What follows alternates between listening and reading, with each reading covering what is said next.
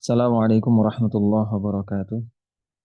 Innal hamdalillah nahmaduhu wa nasta'inuhu wa nastaghfiruh wa na'udzu billahi min shururi anfusina wa min sayyiati a'malina. Man yahdihillahu fala mudilla lahu wa man yudlilhu fala hadiya lahu. Asyhadu an la ilaha illallah wahdahu la syarika lah wa asyhadu anna Muhammadan abduhu wa rasuluh alladzi la nabiyya wa la rasula ba'dah. Allahumma 'allimna ma yanfa'una wanfa'na bima qad 'allamtana ilma warzuqna ilman wa fahma. Taib, ikhwati fillah azani Allah wa iyyakum rahimani wa rahimakumullah. Setelah sebelumnya kita belajar tentang nama Allah Azza wa Jalla Ar-Rahman dan juga Ar-Rahim. Kali ini kita masuk di nama Allah Azza wa Jalla yang lainnya, yaitu nama Al-Hayyu Al-Qayyum. Al-Hayyu, zat yang maha hidup. Al-Qayyum, yang terus-menerus mengurus makhluknya. Terus-menerus mengurus makhluknya. Taib. Dikatakan oleh Syekh Abdul Razak hafizallahu taala, wa huma ismani warada fil Qur'ani muqtarinaini fi salasati mawadhi'a. Kedua nama ini itu terdapat atau termaktub di dalam Al-Qur'an secara bergandengan di dalam 3 ayat. Yang pertama adalah dalam ayat kursi, Allah Azza wa Jalla mengatakan Allahu la ilaha illa huwal hayyul qayyum. Dialah Allah, tiada ilah yang berhak disembah melainkan Ia, yaitu Allah. Al-Hayyu, zat yang maha hidup. Al-Qayyum, lagi terus-menerus mengurus makhluknya. Itu di tempat yang pertama atau di ayat yang pertama. Sementara ayat yang kedua, yaitu dalam awal surah Ali Imran. Allah Azza wa Jalla mengatakan Alif Lam Mim, Allahu la ilaha illa huwal hayyul qayyum. Allah, ya, dialah Allah, tiada ilah yang berhak disembah melainkan Allah Subhanahu wa taala, zat yang maha hidup lagi maha atau terus-menerus mengurus makhluknya. Di dalam surah yang lainnya atau ayat yang lainnya sekaligus ayat yang terakhir yang menyebutkan kedua nama ini secara bergandengan atau bersamaan, yaitu dalam surah Toha ayat 111, Allah mengatakan wa anatil wujuhu lil hayyil qayyum. Dan tunduklah semua wajah atau semua muka dengan merendahkan dirinya kepada zat yang maha hidup dan juga maha terus-menerus mengurus makhluknya. Taib. Lantas apa makna yang terkandung di dalam kedua nama ini? Disebutkan oleh Syekh Abdul Razak hafizallahu taala, wasmuhu tabaraka wa taala al-hayyu, nama Allah tabaraka wa taala al-hayyu, di dalamnya terdapat isbatu sifatil hayah atau isbatul hayati sifatan lillah. Terdapat penetapan atau pemastian bahwasanya al-hayah yang maha hidup itu adalah sifat bagi Allah Subhanahu wa taala. Akan tapi apakah hidupnya sama dengan hidupnya makhluk? Jadi kalau ada bayi lahir, ini bayinya hidup. Kalau kemudian ada telur menetas, maka ayam yang ditetaskan atau unggas yang ditetaskan itu hidup. Dari yang sebelumnya tidak bisa bergerak, dari yang sebelumnya tidak memiliki tanda-tanda kehidupan, kalau kemudian ada kehidupan, ini hidupnya makhluk. Akan tapi sifat hayah bagi Allah Azza wa Jalla adalah hayatan kamilatan laisat masbuqatan bi'adam. Bedanya adalah sifat hidupnya Allah Subhanahu wa taala itu sempurna dan tidak didahului dengan ketiadaan. Jadi bayi sebelumnya ia tidak ada. Lalu kemudian kedua orang tuanya bertemu, lalu kemudian menjadi sebab keberadaan bayi tadi. Ini menunjukkan sifat hidupnya makhluk. Sesempurna apapun makhluk tadi, setampan apapun makhluk tadi, serupawan apapun makhluk tadi, sebaik apapun karakter dari makhluk tadi, maka kehidupannya tetap mengandung ketidaksempurnaan. Alias kehidupannya dimulai dengan ketiadaan. Dan ketiadaan ini adalah sifat yang tidak sempurna, sifat yang tidak sempurna. Artinya, kenapa kok disebut tidak sempurna? Karena dia tidak mampu mengadakan dirinya sendiri. Sehingga sifat tiada ini tidak mungkin ada pada diri Allah Subhanahu wa taala. Wala yalhaquha zawalun wa fana'un.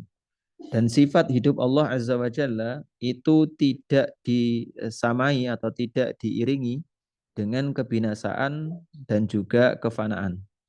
Jadi kalau makhluk hidup dari bayi naik ke ke anak-anak, lalu kemudian remaja, lalu kemudian dewasa, lalu kemudian tua renta dan kemudian mati atau meninggal dunia. Ini sifat tidak sempurnanya hidup dari makhluk. Tapi sifat hidup bagi Allah Subhanahu wa taala maka dia jauh dari kebinasaan, alias tidak akan diikuti dengan kebinasaan. Wala ya'tariha naqsun wa aibun jalla rabbuna wa taqaddasa an dzalik. Dan tidak pula diiringi dengan apa? Dengan kekurangan dan juga celah. Jadi hidupnya makhluk boleh jadi banyak ujian, banyak celaan, banyak aib yang ada pada dirinya. Akan tapi hidupnya Allah Subhanahu wa taala maka tidak diiringi dengan hal-hal tadi. Dan ini merupakan pelajaran di pertemuan-pertemuan muqaddimah atau pertemuan pembuka di beberapa pertemuan yang lalu, yang mana mereka apa? Yang mana di antara kaidahnya bahwasanya sifat atau nama Allah Azza wa Jalla mengandung makna yang paling baik, mengandung makna yang paling baik. Jadi tidak mungkin diiringi dengan satu aib, bahkan sedikit pun tidak akan pernah. Karena sekali Allah Azza wa Jalla dinisbatkan kepada zatnya satu aib atau kekurangan, maka dia menjadi zat yang tidak layak disembah, tidak layak diibadahi. Baik.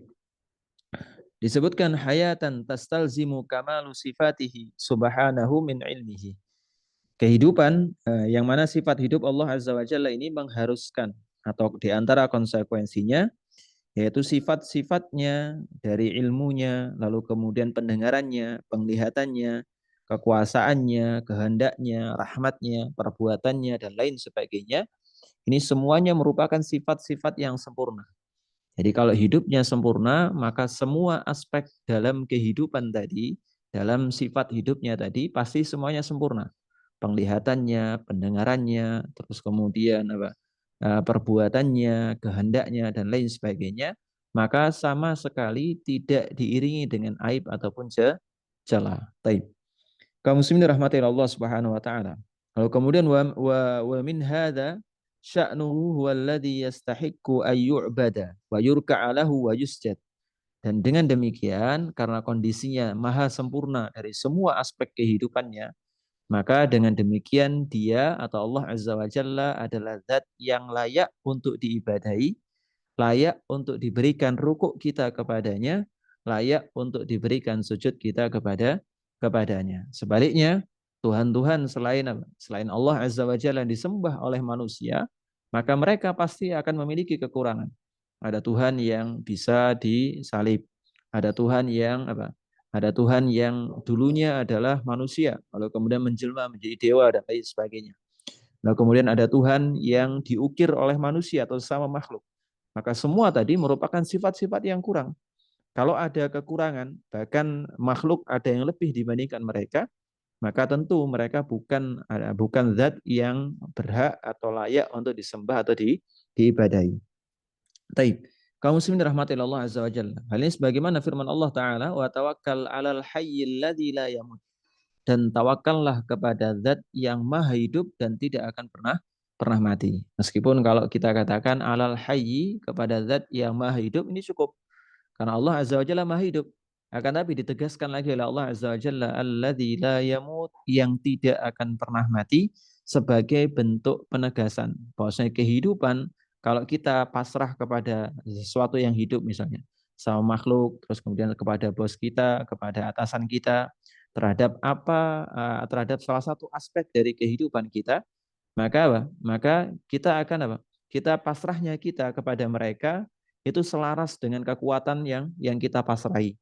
Kalau kita pasrah kepada orang yang memang secara jabatan luar biasa, maka kita merasa aman jabatan kita.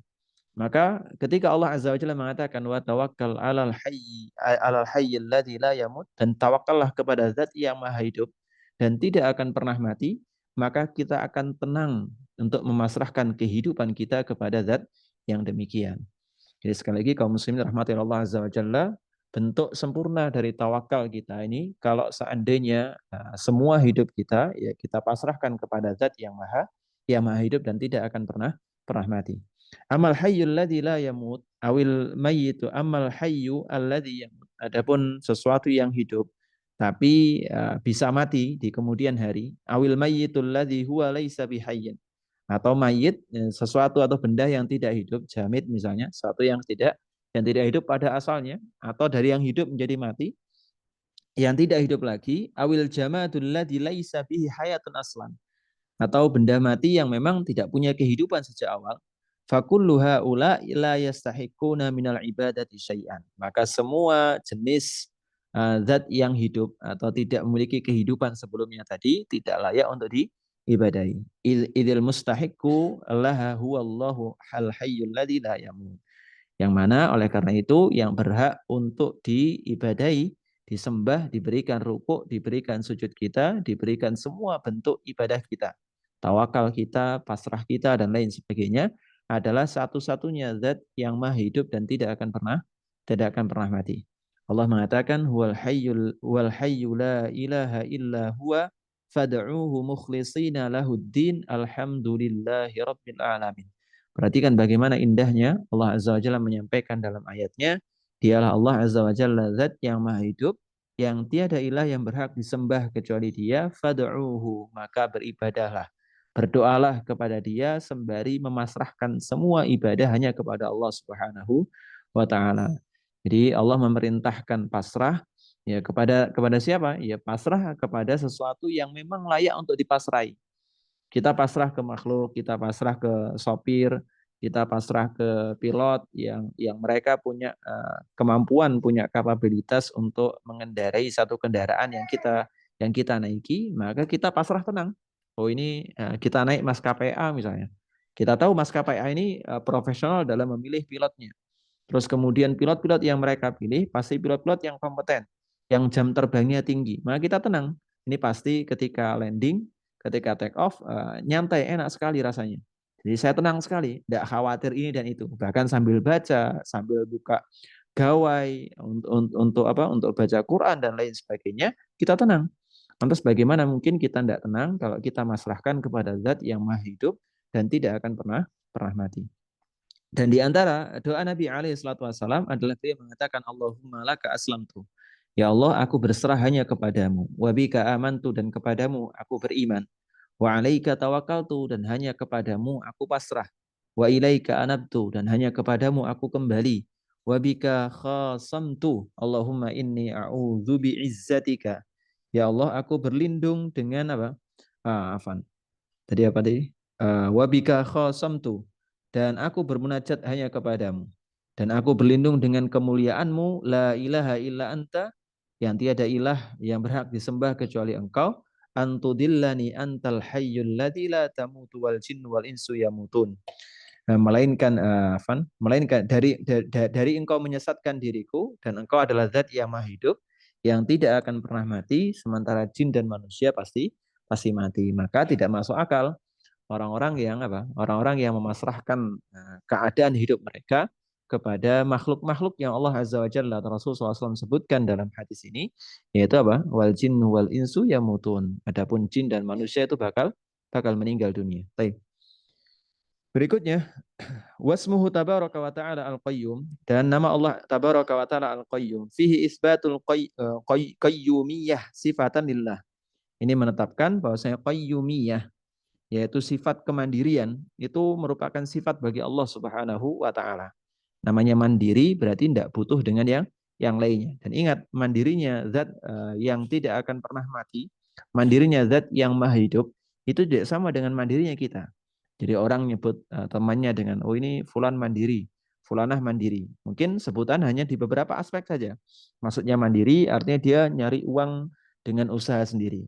Dia tidak butuh uluran tangan dari orang lain. Atau dia ini mandiri untuk menceritakan apa? Tentang belajarnya misalnya, tentang baca bukunya, tentang belajar Al-Qur'annya dan lain sebagainya. Jadi sifat mandiri yang dinisbatkan kepada makhluk itu sifat yang masih kurang, banyak kurangnya. Mungkin mandiri dalam beberapa aspek, tapi tidak kepada aspek yang lain. Dan bahkan lebih banyak sesuatu yang tidak disebutkan. Artinya selain sifat kemandirian tadi, masih banyak sifat-sifat lain yang tidak mandiri. Tapi pada zat Allah Subhanahu wa taala artinya ketika disebutkan Allah itu qayyumiyah, Allah memiliki sifat qayyumiyah kemandirian, maka artinya tidak ada yang dibutuhkan oleh Allah Azza wa Jalla dari makhluknya atau dari bantuan makhluknya. Wa hiya kaunuhu subhanahu qa'iman bi nafsihi muqiman li khalqihi. Yaitu Allah Azza wa Jalla berdiri sendiri alias mandiri dan mendirikan makhluknya alias ngurusi urusan makhluknya. Ngurusi urusan makhluknya. Dan fahuwasmun dalun ala amrain. Nama ini menunjukkan akan dua hal. Jadi nama Al-Qayyum ini menunjukkan pada dua makna. Makna yang pertama adalah apa? Adalah kamalu ghinar rabbi subhanahu, yaitu sempurnanya kecukupan Allah Subhanahu wa taala. Al-ghina itu rasa cukup, bukan hanya kaya tapi rasa cukup. Jadi Allah tidak butuh dengan makhluknya. Al-ghaniyyu an khalqih, tidak butuh sama sekali dengan makhluknya. Sebagaimana disebutkan dalam sebuah ayat, ya ayyuhan nasu antumul fuqara. Wahai sekalian manusia, kalian semua fakir. Kepada siapa? Ilallahi, kepada Allah Subhanahu wa taala. Wallahu wal ghaniyul hamid, dan Allah Azza wa Jalla zat yang apa? Yang maha kaya, yang tidak butuh dengan siapapun, kepada apapun, lagi maha terpuji. Dalam hadis qudsi disebutkan apa? Innakum lan tablughu darri fatadurruni wa lan tablughu naf'i fatanfa'uni.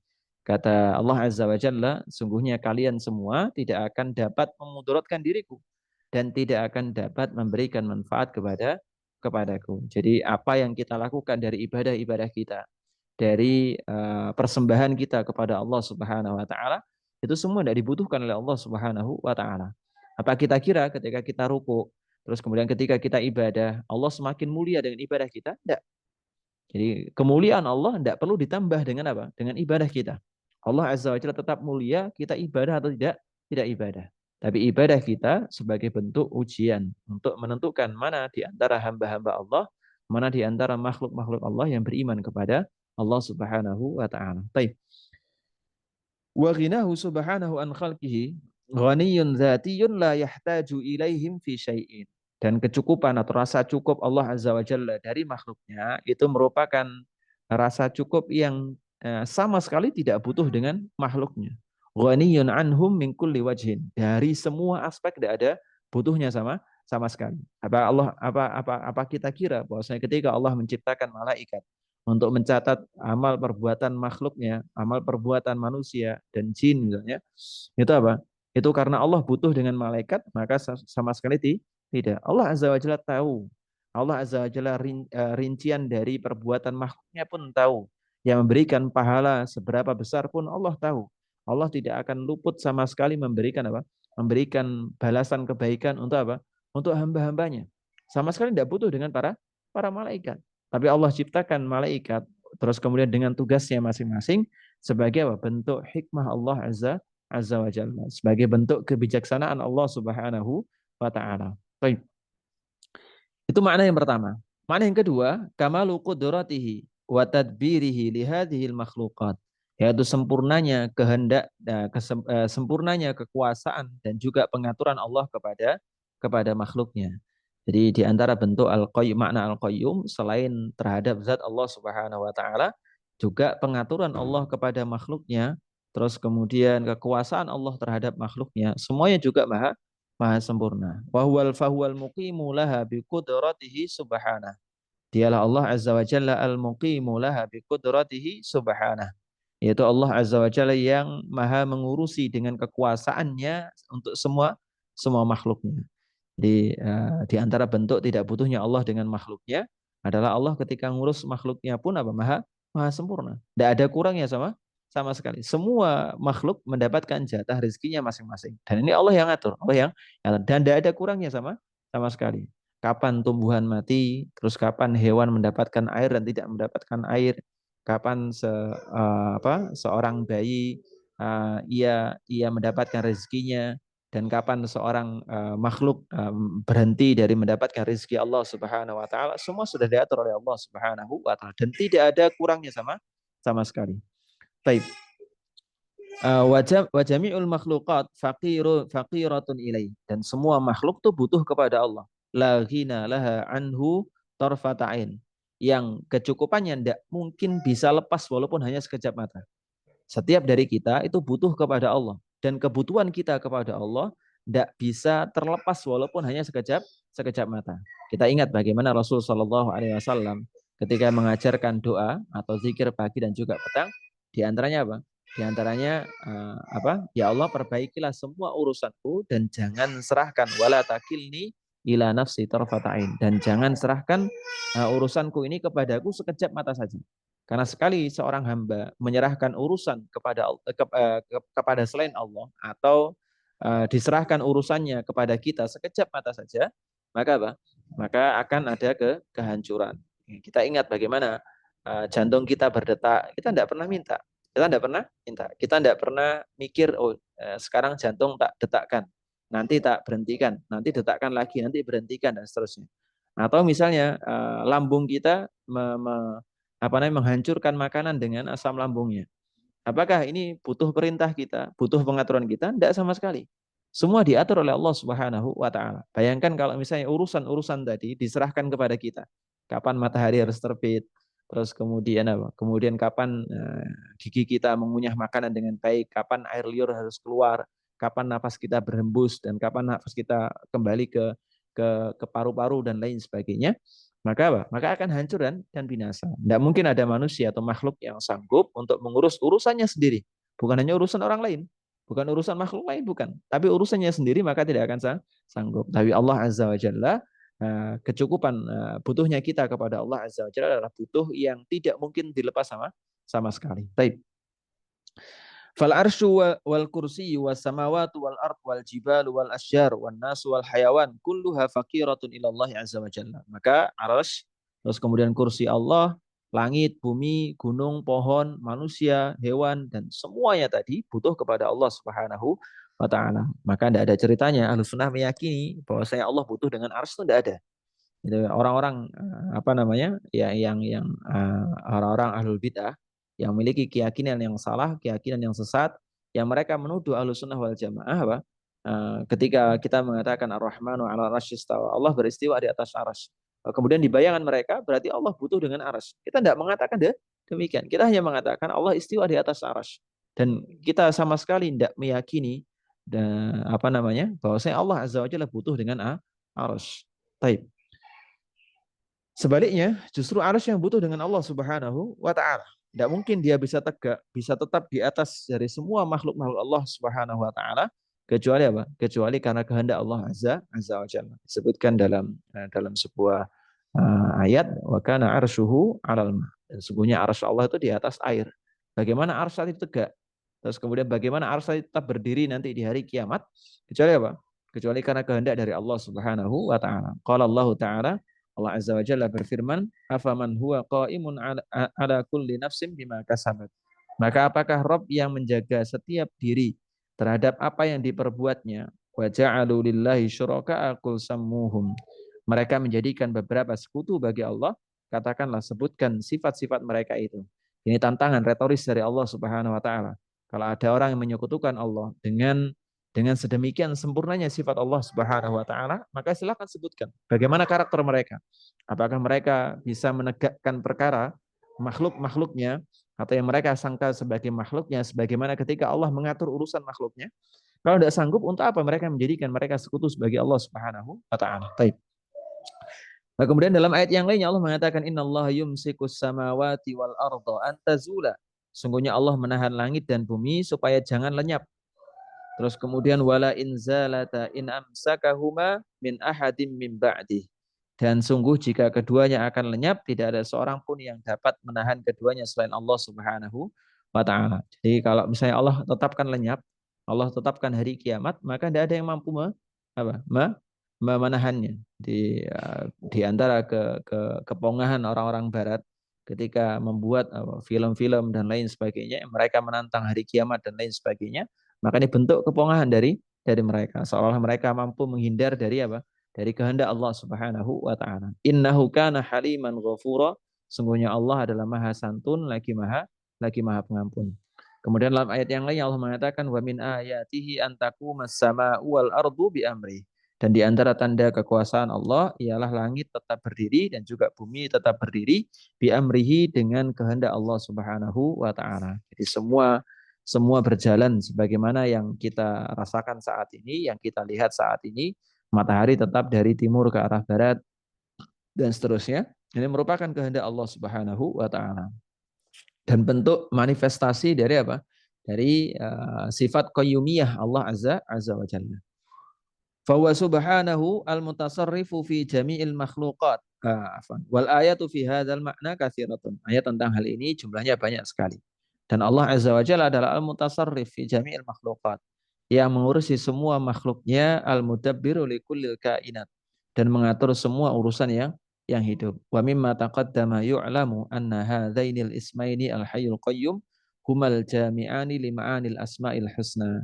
Dan dengan penjelasan sebelumnya dapat diketahui, dapat difahami bahwasanya kedua nama ini itu mengandung seluruh makna dari nama-nama Allah Azza wa Jalla. Karena tidak mungkin sifat-sifat yang lain tetap ada pada zat Allah kecuali karena sifat hayyu, sifat hayah itu ada pada Allah Subhanahu wa taala. Begitupun sifat-sifat yang lainnya seperti sifat bijaksana, terus kemudian sifat apa namanya?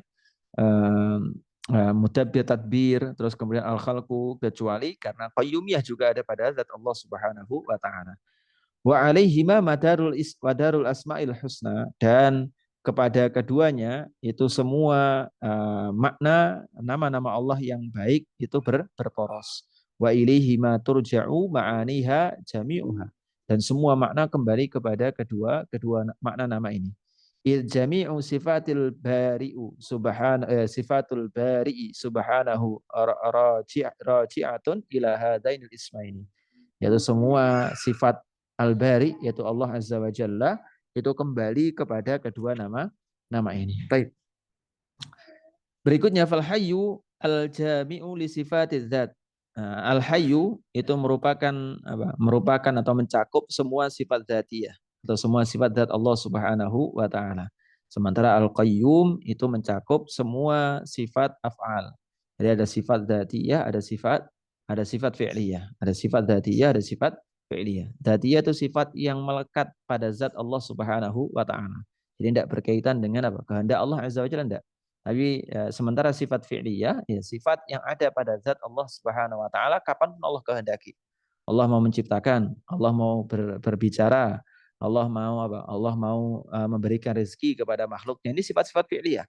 Yang ketika Allah kehendaki, ya sifat tadi ada. Nah, dalam sifat dzatiyah pasti melekat pada zat Allah Subhanahu wa taala. Dan semua sifat dzatiyah itu diwakili dengan sifat al-hayah. Sementara sifat fi'liyah diwakili dengan sifat al-qayyumiyah. Dari sifat dzatiyah kasam'i wal basar wal yad. Nah, seperti sifat dzatiyah seperti sifat pendengaran. Pasti melekat pada zat Allah Subhanahu wa taala. Terus kemudian penglihatan, tangan, terus kemudian ilmu dan lain sebagainya. Semuanya itu kembali kepada sifat atau nama al-hayyu. Sementara sifat fi'liyah seperti al-khalqu, terus kemudian ar-rizqu, al-in'am memberikan nikmat, al-ihya menghidupkan, al-imatah mematikan dan selainnya, raji'atun ila ismihi al-qayyum. Maka kembali kepada sifat al-qayyumiyah. Lianna min dalalati annahu al-muqimu li khalqihi khalqan wa rizqan wa ihya'an wa imatatan wa tadbiran farujiatil asmaul husna kulluha ila hadainil ismaini. Karena apa? Min dalalatihi annahu al-muqim, di antara indikasi, di antara nah di antara indikasi bahwasanya Allah Azza wa Jalla mendirikan urusan makhluknya dalam penciptaan, rezeki, menghidupkan, mematikan, dan pengaturan, ya kembalinya kepada sifat atau dua nama tadi. Walihada dhahaba ba'du ahli ilmi ila annahuma ismullahi al-a'zam alladhi idza du'iya bihi ajab wa idza su'ila bihi a'ta. Nah, ini sebagaimana kita bahas di 3 pertemuan sebelumnya kalau tidak salah, bahwasanya para ulama berbeda pendapat tentang Ismullahil A'zam. Yang disebutkan Rasulullah SAW, barang siapa yang berdoa dengan Ismullahil A'zam ini, maka ketika dia berdoa akan diijabahi. Dan ketika dia meminta, maka akan Allah beri. Taib. Kedua nama ini, kata Syekh Abdul Razak hafizahullah ta'ala, waqad warada hadhanil ismani fi aktsaril ahadits allati fiha isyaratun ila ismil a'zam.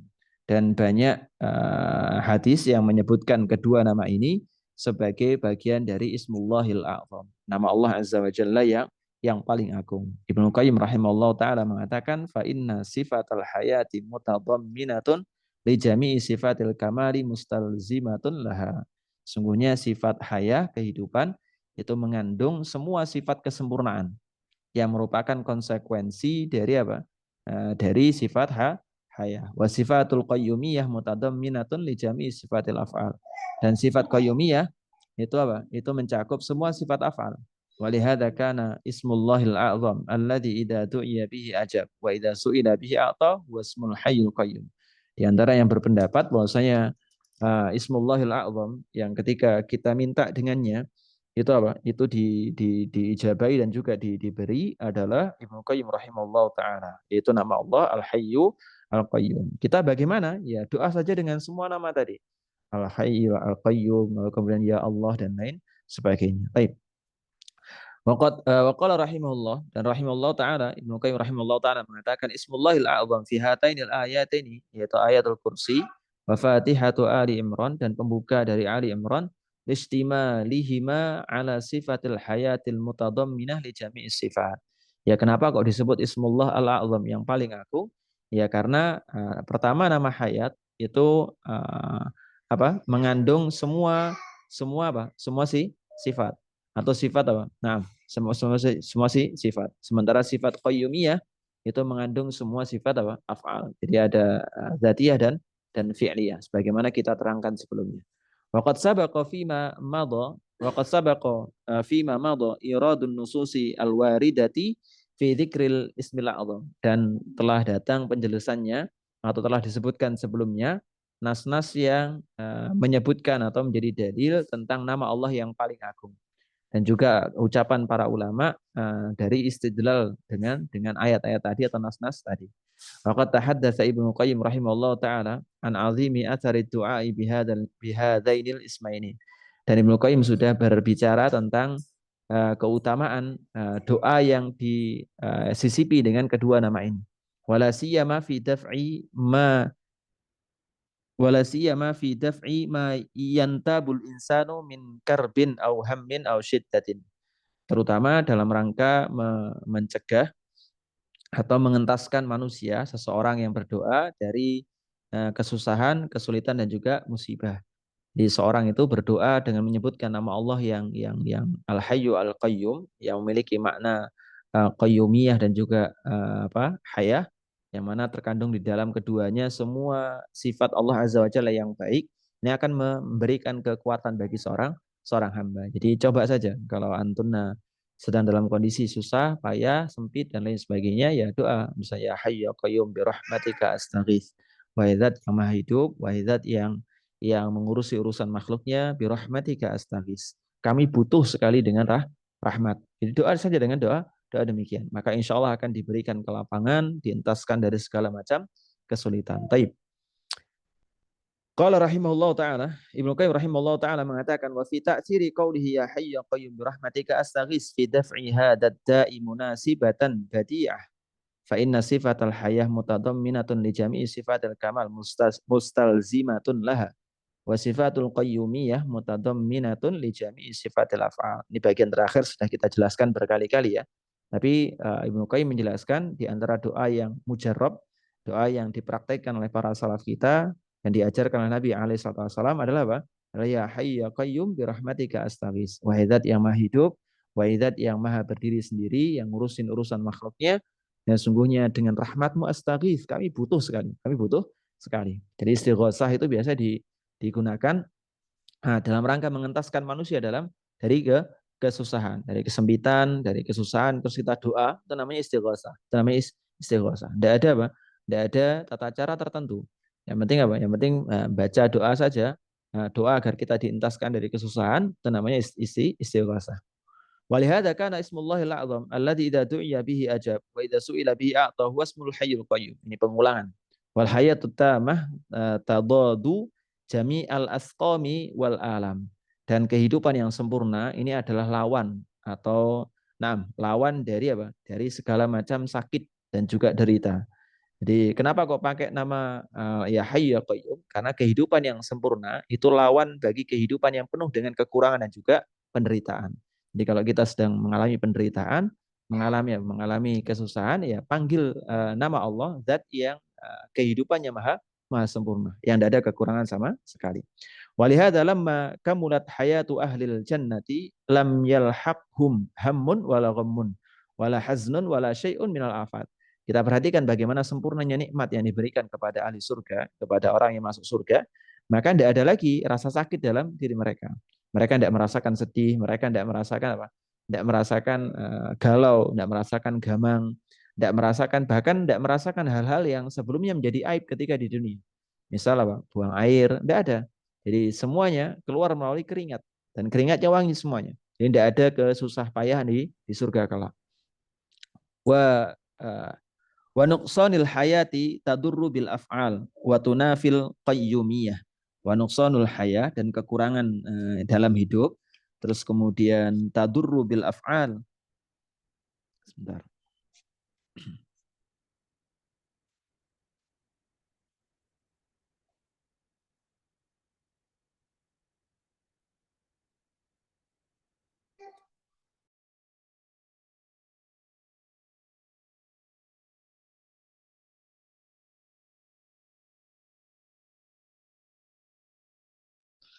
Wa nuqsanul haya tadurru bil af'al wa tunafil qayyumiyah. Sementara kekurangan dalam hidup itu apa?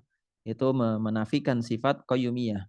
Jadi karena menafikan sifat qayyumiyah, maka memanggil nama Allah Azza wa Jalla dengan Al-Qayyum, zat yang maha mandiri dan juga berdiri sendiri dalam mengurusi urusan makhluknya sendiri.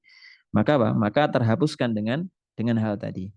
Fakamalul qayyumiyah li kamalil haya, dan sempurnanya qayyumiyah ya karena sempurnanya kehidupan. Fal hayyul mutlaq at-tam al hayatu la tafutuhu sifatul kamalil battah.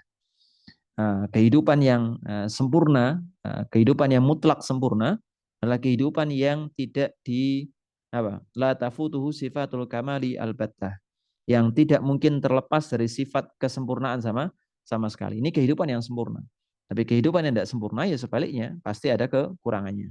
Wal qayyumu la yata'adzaru alaihi fi'lun mumkinul battah. Dan al-qayyum tidak terhalang dari perbuatan yang mungkin terjadi. Fatawassulu bi sifatil hayah wal qayyumiyah lahu ta'sirun fi izalati ma yudadul hayata wa yadurru bil af'al. Dan bertawasul atau mencari perantara dengan nama Allah Al-Qayyum atau Al-Hayah tadi, sifat Allah Al-Hayah dan juga Al-Qayyum, ya memiliki dampak yang luar biasa untuk menghilangkan semua hal tadi.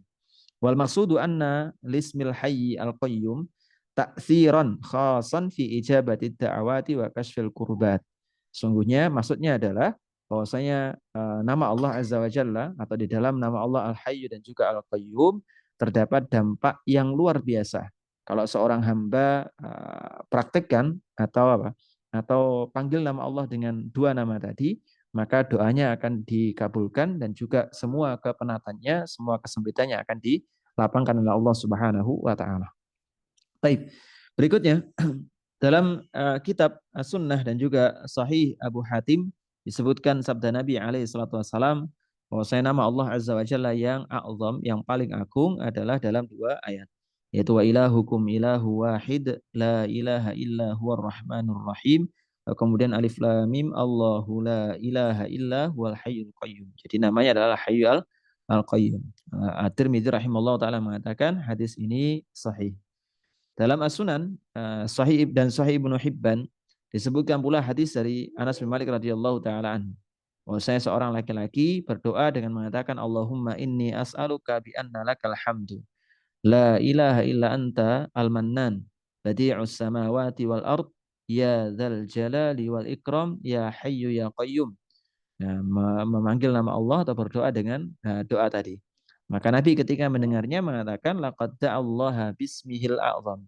Sungguh orang ini telah berdoa dengan nama Allah yang paling agung. Yang mana kalau disebutkan atau diminta dengannya, maka Allah akan ijabahi, dan kalau dipinta maka Allah akan beri.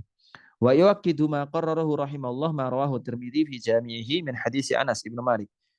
Dan dikuatkan pula yang disebutkan oleh Ibnu Qayyim rahimahullah taala dengan hadis dari At-Tirmidzi rahimahullah taala, dari hadis Anas bin Malik radhiyallahu taala anhu, beliau mengatakan sungguhnya Nabi alaihi salatu wasalam kalau ada satu perkara yang menyempitkan pikiran beliau, Maka beliau mengatakan ya hayy ya qayyum bi rahmatika astaghits. Bagaimana kita sampaikan tadi. Jadi dicoba saja, dicoba. Ini sudah dipraktekkan atau dijadikan praktik oleh Nabi alaihi wasallam sendiri. Termasuk dipraktekkan oleh para salaf kita. Baik. Wa kullu dzalika yadullu ala izami sya'ni hadaini ismaini wa jalalati qadarihima wa ma yaqtadiyanihi minadz-dzulli wal khudu'. Dan semua dalil tadi atau semua ayat nas yang kita baca tadi menunjukkan akan keagungan dua nama ini serta kemuliaannya dan apa-apa yang terkandung di dalamnya dari ketundukan dan merendahkan diri. Jadi kita panggil nama ya Hayyu ya Qayyum, ini bentuk ketundukan dan kerendahan diri kita di hadapan Allah Subhanahu wa taala. Bahwasanya kita mengakui bahwasanya kehidupan kita penuh dengan ketidaksempurnaan. Kita mengakui bahwasanya kita tidak mampu ngurus urusan kita sendiri. Nah, kita panggil nama Allah ya Hayyu ya Qayyum. Maka dikatakan oleh Allah Azza wa Jalla wa anatil wujuh lil hayyul qayyum, dan wajah-wajah atau muka-muka semuanya tunduk merendahkan diri di hadapan Al Hayyu Al Qayyum. Wa qad khaba man hamala zulma, dan sungguh merugi orang yang melakukan kezaliman. Karena di antara bentuk kezaliman kepada Allah Azza wa Jalla adalah orang tidak apa? Tidak berdoa, tidak merendahkan diri di hadapan Allah. Makanya Allah mengatakan dalam ayat yang lainnya, innalladzina yastakbiruna an ibadati sayadkhuluna jahannama dakhirin. Sungguhnya orang-orang yang sombong, pongah dari meminta ibadah kepadaku, maka mereka semua akan apa? Akan masuk ke dalam neraka jahanam dalam kondisi hina. Dan ingat, sebagai seorang hamba ada konsep yang harus kita pahami bahwasanya semakin seorang merendahkan diri di hadapan Allah, maka semakin mulia kedudukannya di hadapan Allah dan semakin mudah urusannya ketika di dunia. Demikian yang bisa kami sampaikan. Semoga Allah Azza wa Jalla berikan taufik untuk mengamalkan. Dan jika ada yang salah maka datangnya dari saya dan juga dari syaitan. Dan jika ada pertanyaan berkaitan, silakan. Wassalamualaikum warahmatullahi wabarakatuh.